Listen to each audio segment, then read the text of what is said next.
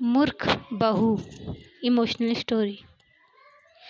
एक था बनिया। एक बार वह व्यापार के लिए प्रदेश जाने लगा। जाते जाते अपनी बहू को बुलाकर उसने कहा, मैं प्रदेश जा रहा हूँ, तुम अच्छी तरह रहना, बच्चों को भी संभालना और अपनी सास का भी अपने बच्चों की तरह देखभाल करना। याद रखना, माँ से कोई काम मत करवाना। बहू ने बोला, ठीक है, मैं आपकी बात समझ गई, मैं वैसे ही करूँगी जैसा आपने बोला। आप आराम से जाइए।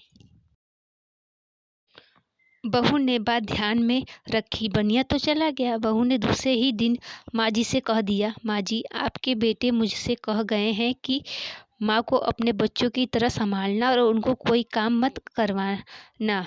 अब आप घर का कोई काम मत कीजिए, आप तो इन बच्चों के साथ खेलिए, खाइए और मौज कीजिए। माँ जी गहरे सोच में पड़ गई। फिर बोली, बहू ठीक है, अब मैं ऐसा ही करूँगी। कुछ दिनों के बाद बहू ने अपनी बेटी के कान छिदवाए।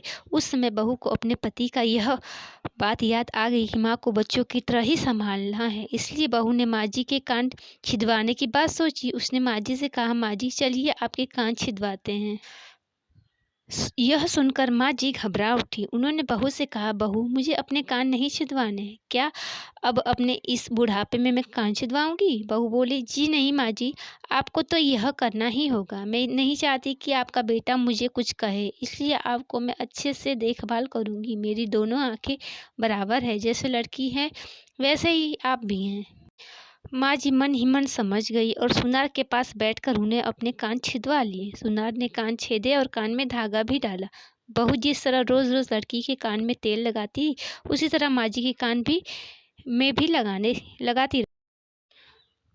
थोड़े दिनों बाद बहू ने अपनी बेटी के लिए बाली बनवाई तो उसे अपने पति की बात याद आई। फिर माँ जी के लिए भी बाली बनवाई और उसे कहा, आइए आपको यह बाली पहना दूं। माँ जी ने कहा, बहू मुझको बाली क्यों पहना रही हो? मैं बूढ़ी हूँ, मुझे इसकी जरूरत नहीं है। बाली तुम अपनी बेटी को पहनाओ, मुझको नहीं पहनना। लेकिन बहू नहीं मानी और माँ जी को बाली पहना।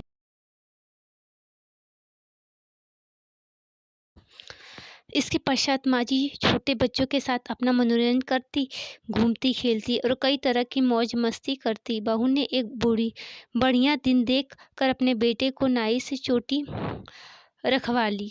फिर बहू को माँ जी की याद आई। माँ जी बच्चों के साथ खेल रही थी, उन्हें वहाँ से बुलवा लिया और कहा, माँ जी आइए, नाई के सामने बैठिए, अपने लड़के की तरह मुझको आपके सिर पर भी चोटी रखवानी है। जब गोविंद की चोटी रखवाई तो आपकी क्यों नहीं रखवाऊं, इसलिए आप जल्दी आइए। माँ जी ने बहू को बहुत समझाया पर बहू टस से मत न हुई। आखिर माँ जी नाई के सामने बैठी और उन्हें अपने सिर पर चोटी रखवाई। बहू ने गोविंद को और माँ जी को जो बोला वही किया उनके साथ। बाद में बहू रोज माँ जी की चोटी में तेल डालती, चोटी गूंथती और सर पर ओढ़नी डालकर माँ जी को बच्चों के साथ खेलने के लिए भेजती। जब खाने का समय होता तब बहू उनको आवाज़ देकर बुलाती। ऐसे ही रोज का हाल था। जब बेटा घर वापस आया तो सबसे पहले उसने बहू से माँ के बारे में पूछा कि माँ कैसी है और कहाँ है, मुझे उनसे आशीर्वाद लेना है। बहू बोली, यही कहीं होंगी, आ जाएंगी। बेटे ने पूछा, क्या कहती हो? माँ गली में खेलने गई हैं। गली में तो बच्चे खेलते हैं, क्या बुद्धि माँ कहीं खेलने जाती है? बहू ने कहा, मैं तो माँ जी को खेलने भेजती हूँ। आपने कहा नहीं था कि माँ को बच्चों की तरह रखना, तो मैंने तो लड़की की तरह ही माँ के लिए भी कान छिदवाए और कानों में बालियाँ पहनाई। जब लड़के की चोटी रखवाई तो मैंने माँ को भी।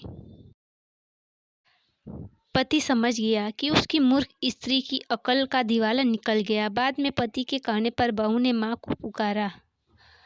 माँ जी गली में से खेलती खेलती आई और अपने बेटे को देखकर उसकी आंखों से आंसू छलछलाया आया। माँ की हालत देखकर बेटा भी दुखी हो उठा। बहू की मूर्खता के लिए बेटे ने माँ से माफ़ी मांगी और बहू को बड़ी उल्टी सीधी सुनाई। तो फ्रेंड्स, ये थी छोटी सी फनी सास बहू की कहानी। अगर आपको अच्छी लगी हो तो कमेंट बॉक्स में कमेंट करके ज़रूर बताएं और चैनल को लाइक, शेयर और सब्सक्राइब करें। नमस्कार।